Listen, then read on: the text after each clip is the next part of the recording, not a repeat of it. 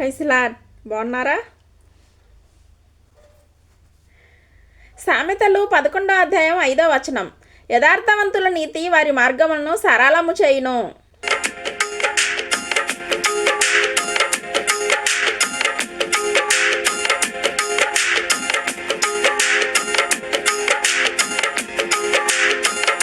మార్గాలు సరళమవ్వాలి. నాకు అనేకమైన ఆటంకాలు ఉన్నాయి. ఈ ఆటంకాలని ఎలా జయించాలో అర్థం కావట్లేదు. అడ్డుగోడలుగా కొన్ని సమస్యలు నా జీవితానికి ముందుగా నిలబడిపోయాయి.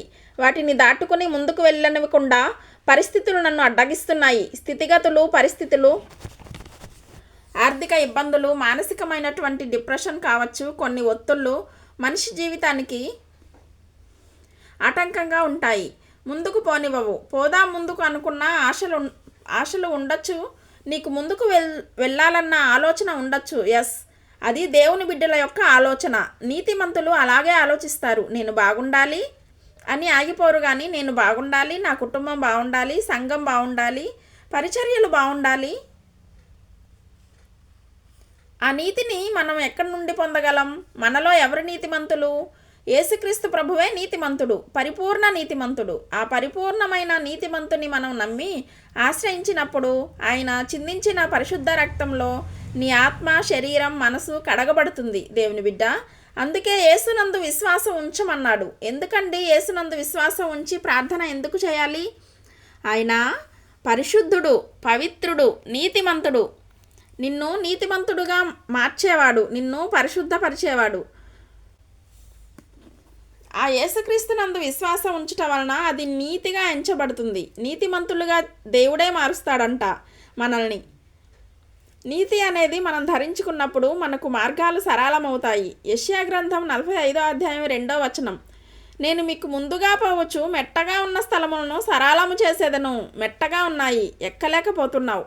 కొండలాగా అడ్డుగా నిలబడింది, దాన్ని సరళం చేస్తాడంట.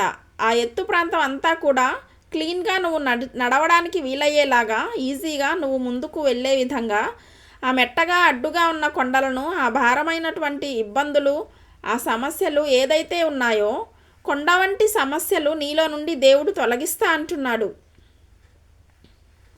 ఎక్కడైతే మార్గం లేదో అక్కడ దేవుడు నీ కొరకు మార్గం తెరుస్తాడు.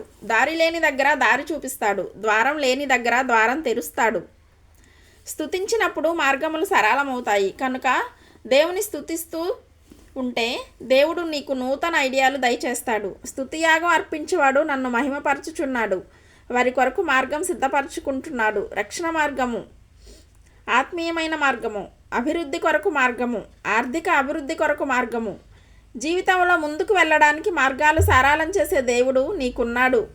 దేవునికి స్తోత్రం కలుగునుగాక.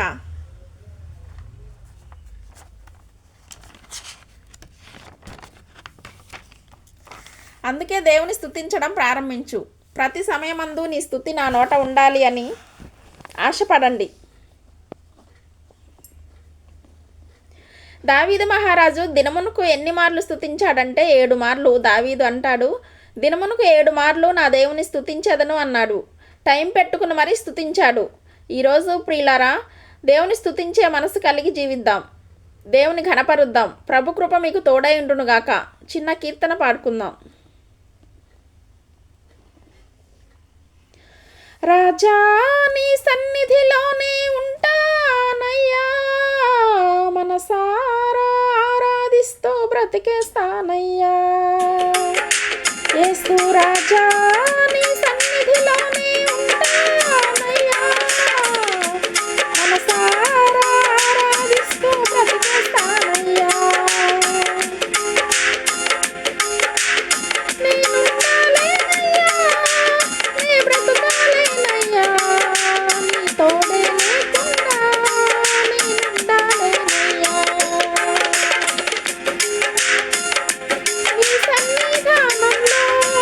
సంపూర్ణ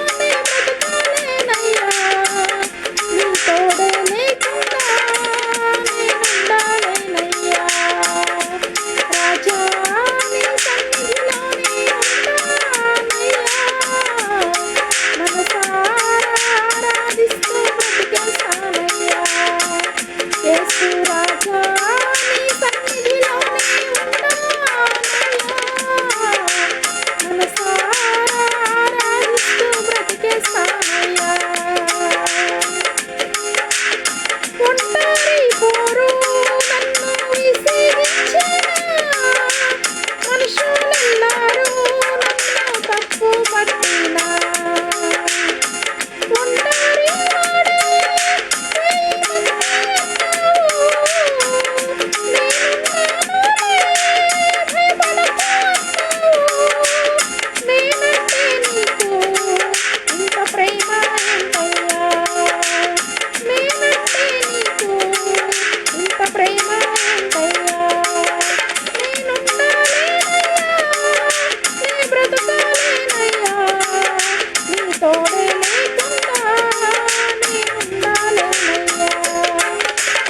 రాజా నీ సన్నిధిలోనే ఉంటానయ్యా, మనసారా ఆరాధిస్తూ బ్రతికేస్తానయ్యా. హల్లెలూయా, ప్రైజ్ ది లార్డ్. ప్రార్థన చేసుకుందాం దైవజనమ, ఏకీభవించండి. ప్రభువా, ఆ విశ్వాసం నాకుంది, నా మార్గం సరళమవుతుందని నేను నమ్ముతున్నాను ప్రభువా. స్తుతించే మనసు నాకు దయచేయండి.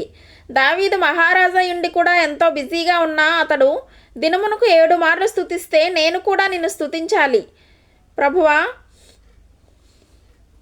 అని కరములెత్తి గట్టిగా ప్రార్థన చేస్తూ దేవునికి స్తోత్రాలు చెల్లిద్దాం. హల్లెలూయా. పరిస్థితులు ఎలా ఉన్నప్పటికీ స్తుతించు అయ్యా.